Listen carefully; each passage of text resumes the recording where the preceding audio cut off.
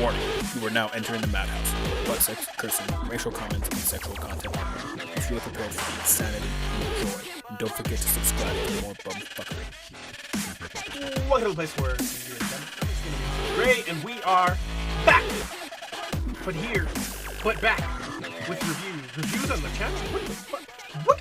I thought you did that on your second channel. No, you didn't. Nobody fucking pays attention to that shit. But we're doing a review for Uncharted 4 today, A Thief's End. Absolutely phenomenal game. 100% best game of last year. No fucking competition. Great game. Great fucking game. Wow, the only competition I've seen so far that I actually would put up in the same league is Mafia 3 that I really enjoyed from last year as well. But other than that, it's really like the only, this was it for me. Like, this was the best game easily by far last year.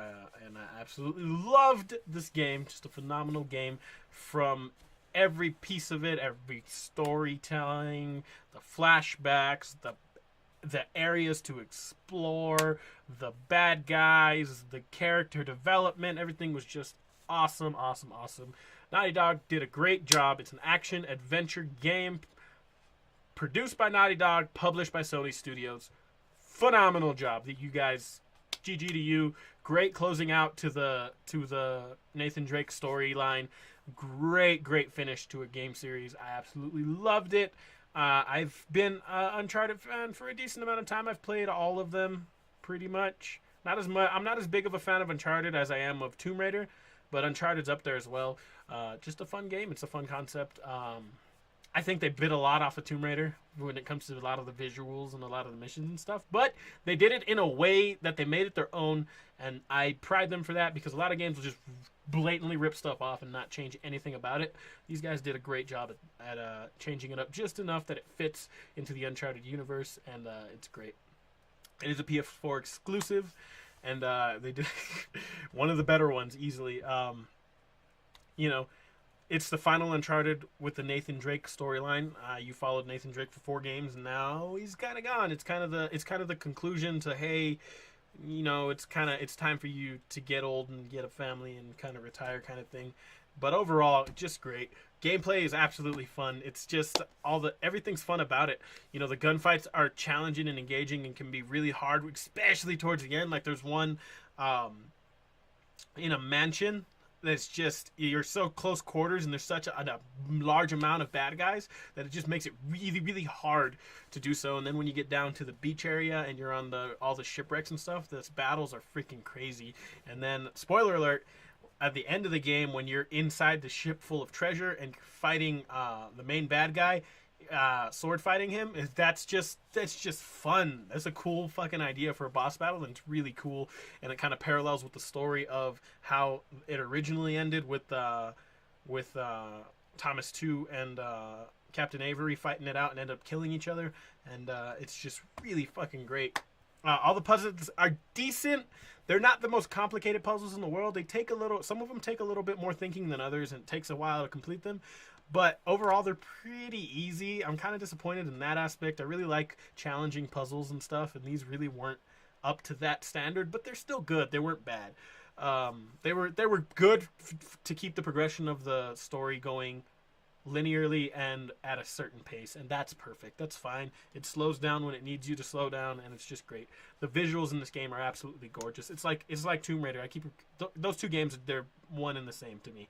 Tomb Raider and Uncharted, but the visuals in this game are just like Tomb Raider, absolutely beautiful. Every piece, every environment, from when you're in the beginning of the game and you're in the prison in South America to when you're in the end of the game and you're out in the island of Libertalia, and it's just absolutely beautiful when you're in.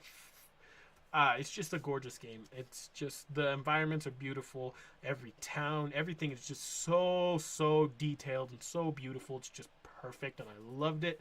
The story follows the Drake brothers, which you find out about. His name's Sam, right? I feel like his name's Sam. Yeah, let's go with that. You find out about his older brother, who was thought to be deceased. He's not actually dead. He's been hunting for the treasure all these years.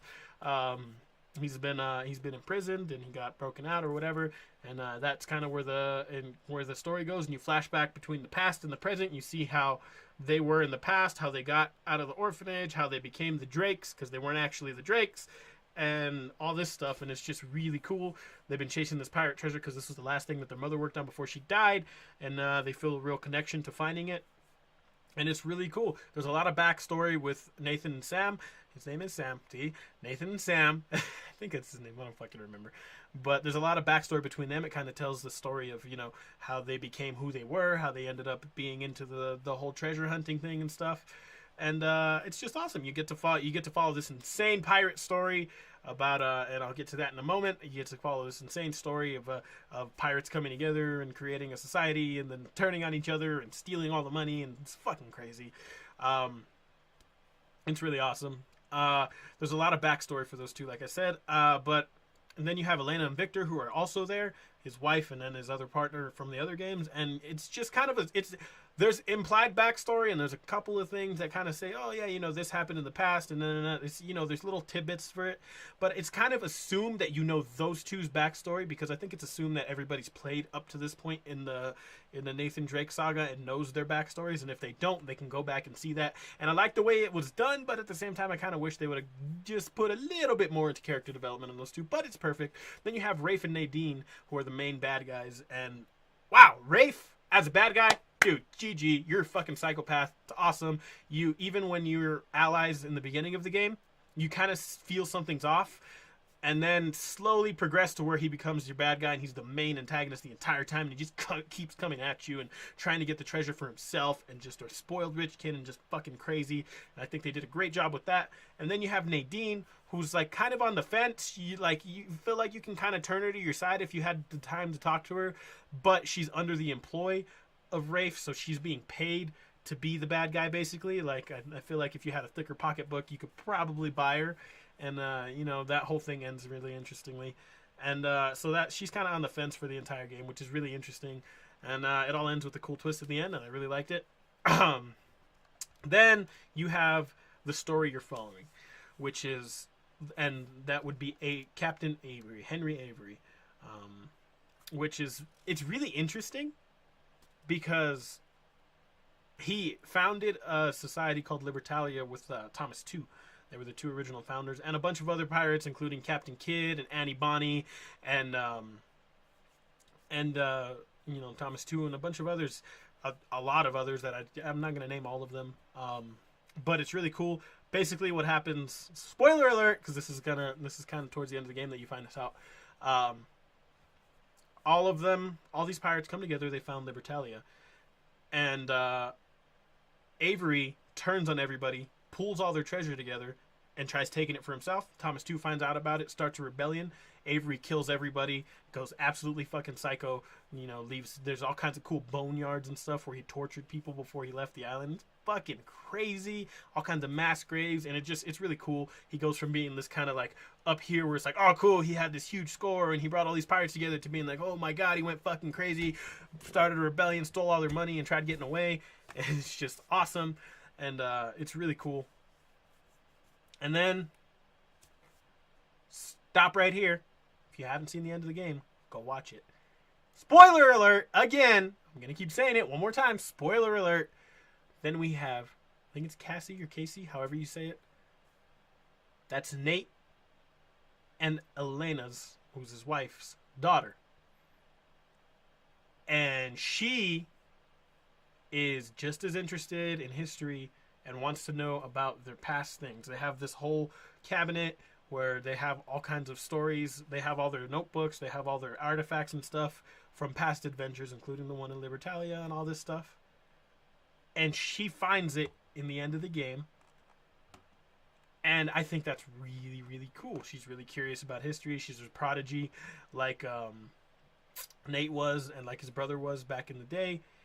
And it's a possibility if they want to continue the Uncharted series with her, which would be really cool. I really wish they would do something like that. I hope they'll do something like that. It would be really interesting.